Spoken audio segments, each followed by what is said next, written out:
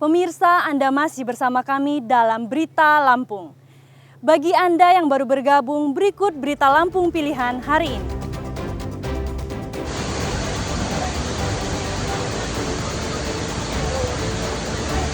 Turis tewas tenggelam di lokasi wisata air terjun Lampung Barat.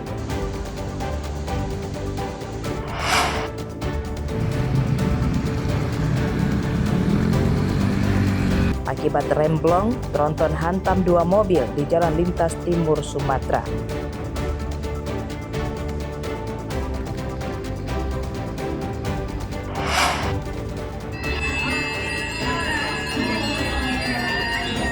Pelaksanaan Hari Raya Kuningan di Pura Bandar Lampung berlangsung meriah dan hikmat.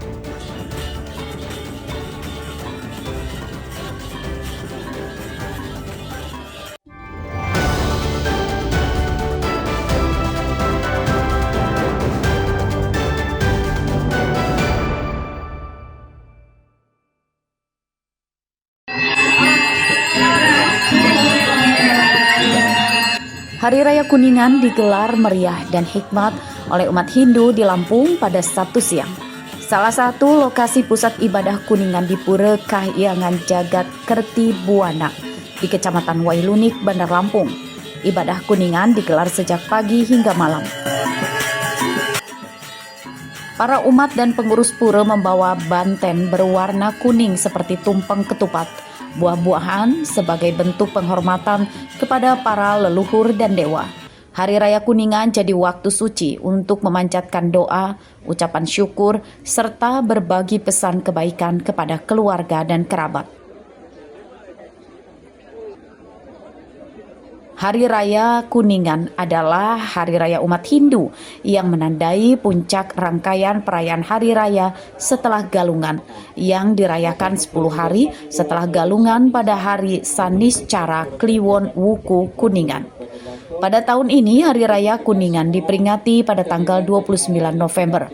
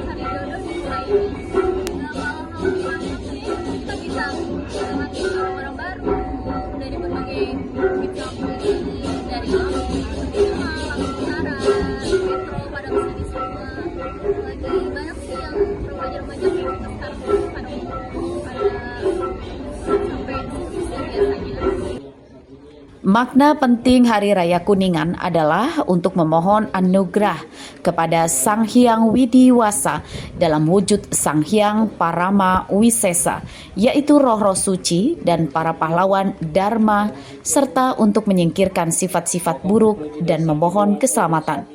Arsadi Saputra melaporkan dari Bandar Lampung.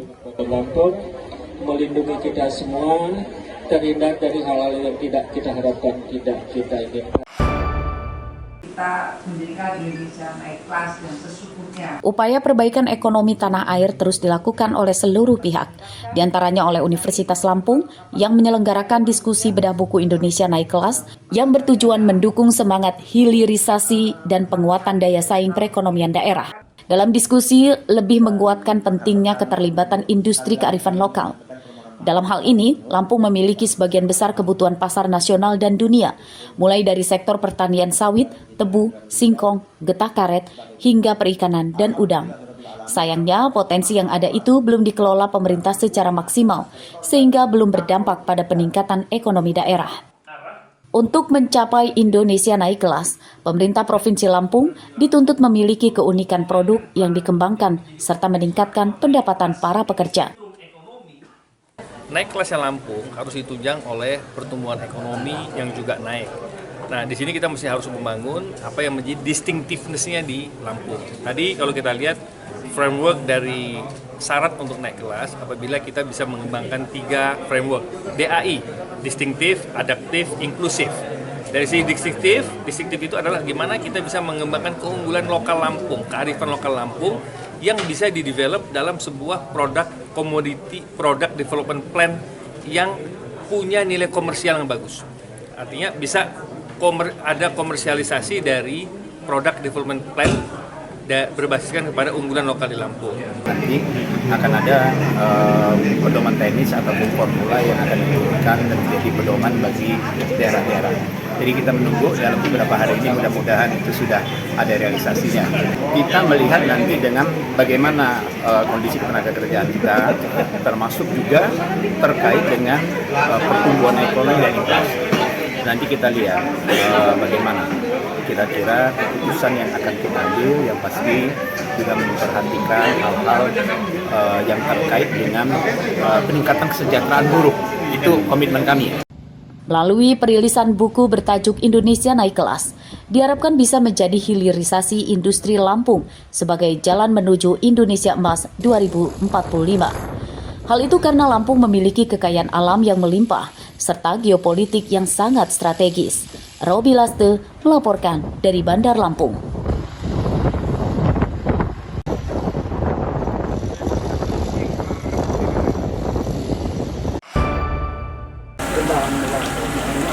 Upaya meningkatkan ketahanan pangan digalakkan di berbagai daerah, diantaranya di Desa Wainuka, Kecamatan Karya Penggawa, Kabupaten Pesisir. Pemerintah desa mengembangkan budidaya ikan air tawar bioflok probiotik menggunakan kolam terpal berbentuk bundar melalui badan usaha milik desa. Pemilihan usaha budidaya ikan lele karena perawatannya lebih mudah dibandingkan ikan jenis lain. Ikan lele dikenal lebih tahan penyakit dan waktu tanam hingga panen lebih cepat di kisaran 2 bulan. Pemasaran ikan lele juga lebih mudah sebab dibutuhkan oleh sebagian besar rumah makan dan warung makanan tenda. Sementara kita fokus di budidaya ikan lele, tepatnya di pembesaran ikan lele. Dengan cara apa, Bang? Ya, sistemnya pakai kolam bioblok, pakai kolam terpal. Ada berapa banyak kolam, Pak? Kolamnya ada, sementara kita pakai 8 kolam. Untuk ikannya sendiri ada berapa banyak? Tebaran awal kita bibitnya 20.000 ekor. Target awal sementara target kita di 2 bulan. Karena kita hitungnya rencana 2 bulan, kita panen minimal di angka 1,6 lah. Ini BOMDAS kita pada tahun ini bergerak di bidang perikanan. Dengan nilai anggaran? Dengan nilai 150. Dengan sistem itu kita kan hanya pembesaran. Kita ambil bibit yang masih kecil, jadi kita besarkan di sini. Dengan kolam apa itu? Bioflok. Kolam terpal ya? Kolam terpal lah. Ada berapa kolam? Lebih kurang 8 kolam. Kenapa kita memilih pembesaran ikan lele dengan sistem bioflok ini? BOMDAS kita bergerak di sini. Karena prosesnya lebih gampang. Budidaya ikan dibiayai dana Desa Wainuka dengan besaran Rp150 juta. Pada panen perdana mendatang ditargetkan bisa panen hingga 1,6 ton ikan lele. Rosandi melaporkan dari Pesisir Barat. Tadi sekaligus menutup perjumpaan kita pada pagi hari ini. Saya Iin Hermayani beserta seluruh kru yang bertugas berterima kasih. Selamat beraktivitas kembali. Sampai jumpa.